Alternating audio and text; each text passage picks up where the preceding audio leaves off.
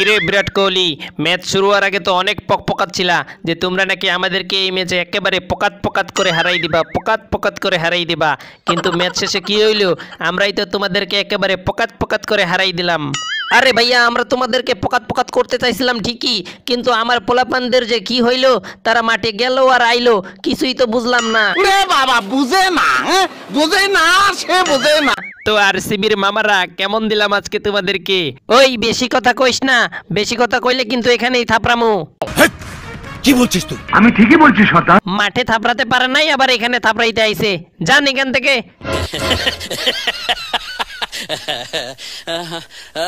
কিরে মুখে মুখে তর্ক করস?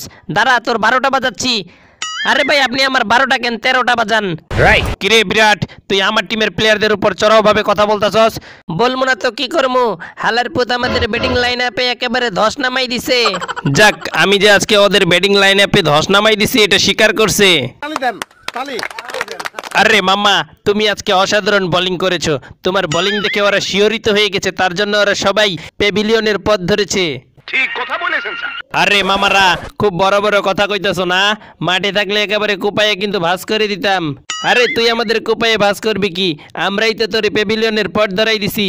আগের ম্যাচে যখন দেখা হয়েছিল সেখানেও আসুলা খাইছিলাম, আর সেই আসুলাটা এখানে ব্যাগ দিতে চাইছিলাম কিন্তু পারলাম না। তুমিও পারবা না, ওই জিনিস দিয়ে তারপরে যাওয়া লাগবে। আরে বিরাট, আমি আগেই বলেছিলাম তোরা আমাদের সাথে কোনো ম্যাচেই পাত্তা পাবি না। কি হয়েছে?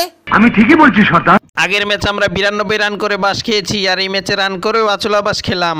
আরে আরসিবি এইভাবে ম্যাচ হেরে যাবে জানলে তো আমি আরসিবি কে সাপোর্টই করতাম না। হেলের পুতেরা আগের ম্যাচ যেইভাবে খেলছে, 92 রানে অল আউট হওয়ার পর জাতিরে মুখ দেখাইতে পারি নাই। ভাবছিলাম এই ম্যাচে ওরা কামব্যাক করব, কিন্তু না, আচুলা খেয়েই গেছে। কথা সত্যি। আসলে এই ম্যাচ আমরাই জিততাম, তবে আনফরচুনেটলি আমরা এই ম্যাচে হেরে গিয়েছি। ব্যাপারটা খুবই দুঃখজনক। কিরে বিরাট, এত লজ্জাজনক ভাবে তোদেরকে হারালাম, তারপরেও বলতেছো এই ম্যাচ তোমরা আনফরচুনেটলি হেরে গেছো। আরে ভাই, গত ম্যাচ আমরা যেভাবে খেলেছি আর এই ম্যাচে যেভাবে খেললাম, তাতে তো বলাই যায় যে আমরা আনফরচুনেটলি হেরে গিয়েছি।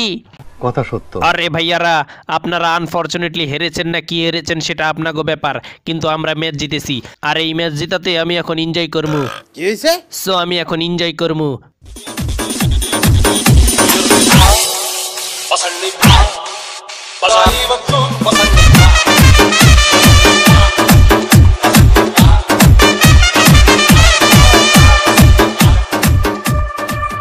তো মামারা, ভিডিও ভালো লাগলে লাইক কমেন্ট শেয়ার করো, দেন সাবস্ক্রাইব করে পাশে থাকা বেল আইকনে ক্লিক করো।